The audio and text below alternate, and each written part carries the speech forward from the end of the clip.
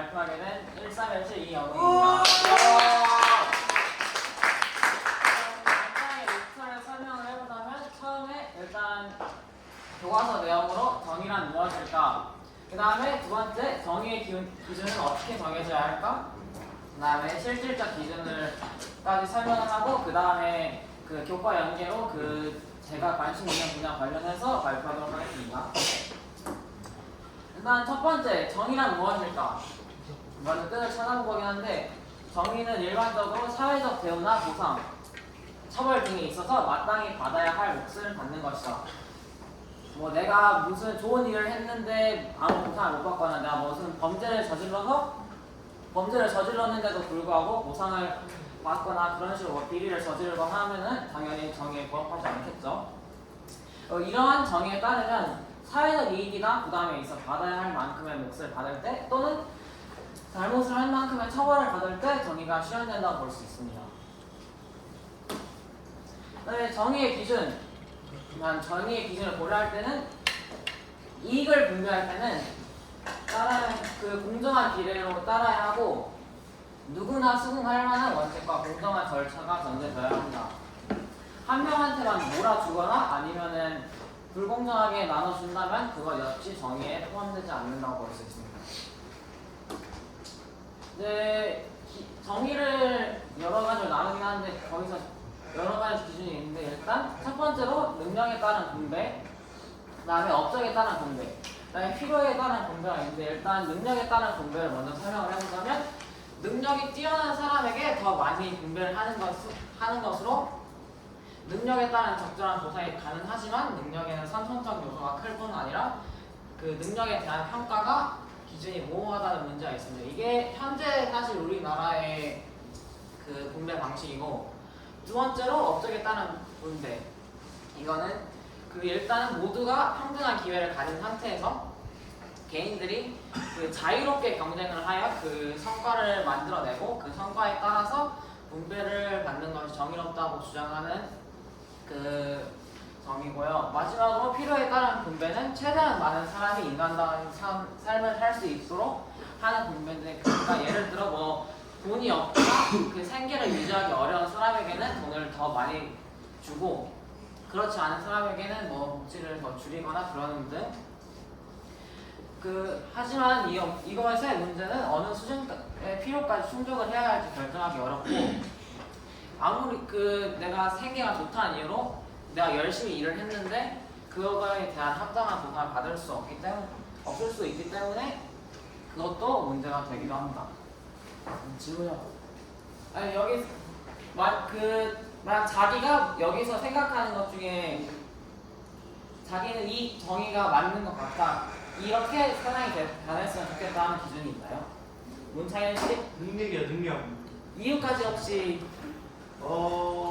그러니까 능력에 따른 분배라면 결국에는 뭐 여러 가지 기준도 있고 뭐 집안에 그러니까 예를 들자면 집안의 자산 차이도 있고 해서 그럴 수 있겠지만 결국에는 내가 능력이 뛰어나면 더 많이 받을 수 있다는 얘기잖아요. 그렇죠? 그러니까 능력이 뛰어나는 거는 선천적으로 타고났든 후천적으로 노력을 열심히 했든 능력이 일단 뛰어나다는 건 어느 한 분야에서 노력을 많이 했다는 거라고 저는 생각하고 그렇기 때문에 노력을 많이 하는 사람이 좀 더 가져가는 게 많지 않나. 그리고 좀 더 효율적이다? 능력에 따른 분배는? 오케이. 일단 하나 뽑으시고 좋은 거는 발표할 때마다 오케이. 그 다음 들었던 거 일단 유영훈 씨 그럼 업적에 따른 분배가 맞다고 봅니다. 이유까지 네, 능력에 따른 분배는 너무 딱 능력만 보는 느낌이고 업적은 확실하게 사회에 도움이 되었다 안 되었다로 이제 나뉠 수도 있고 한데 능력이나 필요는 이제 누군가의 어떤 도움이 되었나 이런 것도 확실하지 않고 해서 업적이 제일 확실하게 볼 수 있다고 생각합니다. 업적에 따라서 하는 게 가장 효율적이지 않을 것 같다. 그리고 여러분들 그림 그리지 말고 앞에 브로그에다가 홍수환 씨. 저는 업적에 따른 분배가 적절하다고 봅니다. 필요에 따른 분배는 저런 거 같은 경우에는 사회복지나 그런 거 관련이 있을 수 있겠지만은 저런 건 악용이 될 가능성이 너무 크고요.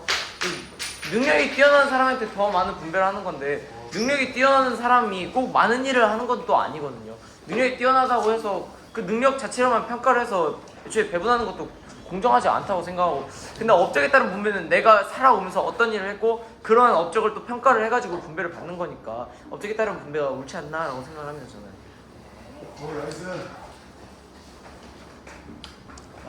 다음 없으면은 이제 다음으로 넘어가도록 하겠습니다.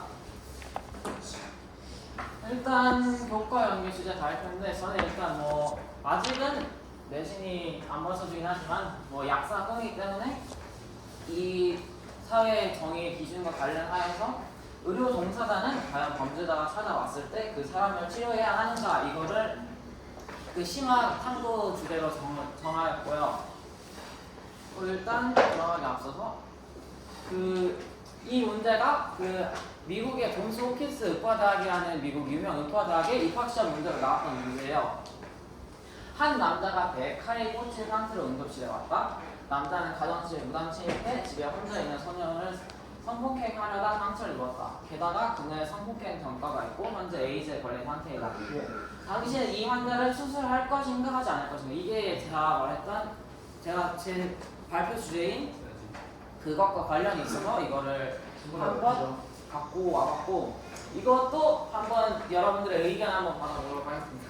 만약 있으시다면 차현 씨 살려야 돼요. 이유는 의사니까 사람을 그러니까 이 남자가 범죄자가 됐거나 아니면 일단 의사라는 직업 자체는 결국 사람을 살리려고 의사를 한 거고 의사가 사람을 살리려고 존재하는 거기 때문에 일단은 살려놓고 그 다음에 법의 처벌을 받든 자신을 해야 된다고 생각해요. 전 살리면 안 된다고 생각합니다. 한 명씩 한 명씩. 이게 발표. 왜요? 저는 죽여야 된다 생각합니다. 김정은 씨 죽여야 의견을 된다 생각. 이유는 왜죠? 사회에 악의 놈들은 사회에 필요 없대. 이거는 입학시험 문제니까 논리적으로 보는 문제이기 때문에 정답은 없고.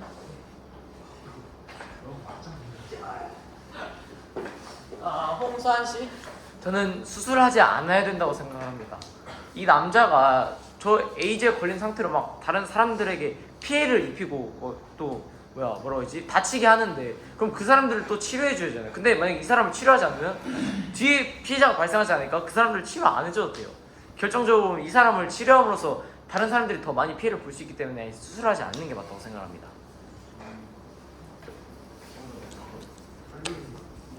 자, 이번에도 없으면은 이제 그만 넘어가도록 하겠습니다. 근데 뭐 일반적인 답변이나 분명 시험 문제이기 때문에 거기서 원하는 답변이 있긴 하지만 사실 이거 일반적인 답변은 없다 보셔도 무방합니다. 애초에 이 문제는 아까도 말했듯이 입학 시험 문제라서 그 사람의 논리로 만약에 그 사람이 수술을 하지 않는다고 결정을 하여도 그에 따른 논리가 있고 그것으로 인해 만약에 공익을 증진시킨다거나 더 많은 사람을 살릴 수 있다거나 그런 합당한 이유를 대기만 하면은 사실 맞는 문제고, 그래도 한번 일반적인 답변을 말해보자면 사실 일반적으로 따지자면 의사는 환자를 치료해야 하는 게 맞죠. 근데 그 반대로도 뭐 살려주지 않는 것이 맞을 수도 있기 때문에 사실 이 문제의 정답은 없다고 볼 수 있고, 다음. 그래서 영상 하나 준비를 해봤는데 영상 보고 남인 이렇게 사람들이 타인의 죽음에 대해서 좀 쉽게 얘기하는 거를 봤을 때 약간 기분이 이상하고 좀 불편해요. 제가 봤던 환자 얘기를 한번 해볼게요. 음주운전을 해서 사고를 내서 온 환자였어요. 이 사람은 아주 크게 다쳤어요. 머리도 깨지고 다리 한쪽도 완전히 으깨졌어요. 근데 그 앞차를 받았는데 거기에는 2명이 타고 있었어요. 근데 이 2명은 응급실로 안 왔어요. 그 환자만 왔지. 이 2명이 왜 안 왔을까요? 죽었어요. 즉사했어요. 현장에서. 즉사했어요. 현장에서. 그래서 그럼 제 눈앞에 있는 이 사람은 범죄자였죠. 방금 과실치사였고 사람이 나쁜 사람이라고 해서 전 최선을 다하지 않아도 되겠다 이렇게 생각할 수 있었을까요? 절대 아니죠. 전 다만 이 사람이 깨어나서 자기의 죄를 한 번이라도 생각해 볼 정도만 잘 회복됐으면 좋겠다. 이런 식으로 이 사람한테 달려들었어요. 이런 식으로 이 사람한테 달려들었어요. 그래서 다리를 간신히 수습했어요. 머리도 깨진 거를 간신히 수습을 했어요. 근데 배 쪽이 장기 손상돼서 피로 이렇게 부풀고 있었어요. 여기서 수술이 필요한 상황이었어요. 근데 이 사람이 상태가 안 좋아서 수술을 해도 죽을 수 있을 것 같았어요. 또 이 사람이 술 먹어서 신분증을 다 잊어버렸어요. 그래서 이게 누군지도 몰라요. 게다가 보호자도 없고 동의도 안 되는 상황이었어요. 경제적인 문제도 당연히 해결이 안 되죠. 동의를 구해야 되는데 가져온 걸 확인할 수 있는 방법이 없는 거죠. 병원 입장에서는 수술을 했다가 이런 분기에서 이 사람은 나쁜 사람이고 이런저런 문제가 있으니까 의사들이 수술을 좀 안 해도 되겠다, 이 사람은 좀 놔둬도 되겠다, 혹은 그냥 죽어도 되겠다 이렇게 생각할 수 있었을까요? 절대 없었죠. 그 외과 의사들은 바로 한치 망설임도 없이 달려들었어요. 그리고 배를 열어서 피 뒤집어 쓰고 이 내장을 다 잘라서 꿰매고 봉합하고 간신히 수술 마쳤어요. 그리고 이 사람은 의족을 달고 머리도 온전하지 않았지만 간신히 살아났어요. 이 상황에서 생명을 더 살린 거 외에 다른 가치 판단도 없었어요. 다채로운 제가 없애드리겠습니다.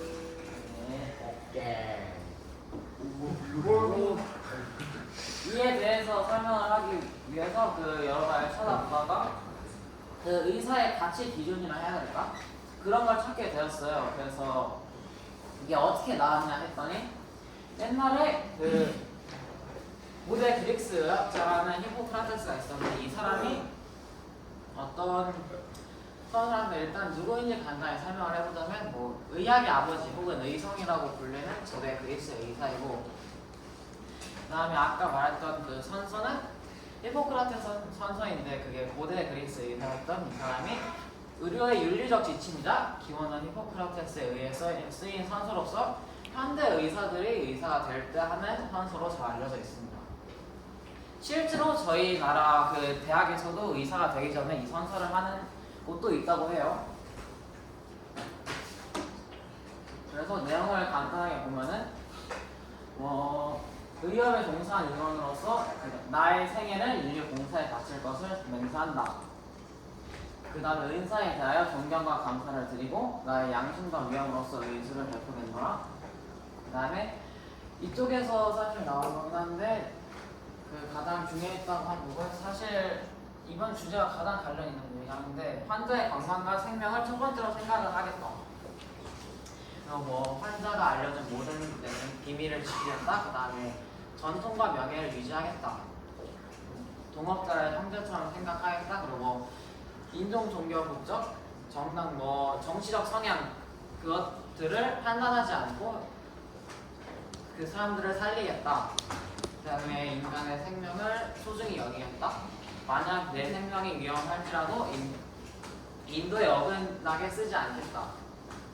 이런 선서를 이분이 하셨고 아까 말했듯이 실제로도 우리나라 대학에서 이걸 하는 곳이 있고 그렇습니다. 그래서 치료 사례를 한번 찾아봤었는데 이게 아까 제가 보여드렸던 예시와는 다르긴 한데 치료 감호소라 해서 범죄자를 치료하는 곳이 있거든요. 실제로 이게 정신질환 환자들을 위주로 치료하는 것이긴 한데 정신질환 환자들은 그 사람들의 의지가 없이 범죄를 저질렀다. 그런 식으로 그렇게 여겨지는 사람들을 이곳에 데리고 와서 치료를 하게 돼요. 근데 아무리 이런 도시를 하여도 모든 그 정신질환 환자 중에서 범죄자들을 모두 데리고 오는 것이 아니라 그 사람이 확실히 그 사람에게 책임을 물을 수 없다 그런 결론이 나왔을 때 이곳으로 보내지게 된다. 그래서 사실 이곳에 가는 것 자체도 쉽지가 않다고 보면 되는데 그다음에 이곳에서 일하는 사람들의 의견을 보면은 그래도 이 사람들도 정신질환 환자들은 충분히 치료가 가능하고 나중에 사회에 나가서 일을 할 수 있다. 그리고 이 범죄를 저질렀다고 해서 그렇게 너무 아니면 정신질환 환자들은 무조건 잠재적 범죄자로 봐서는 안 된다.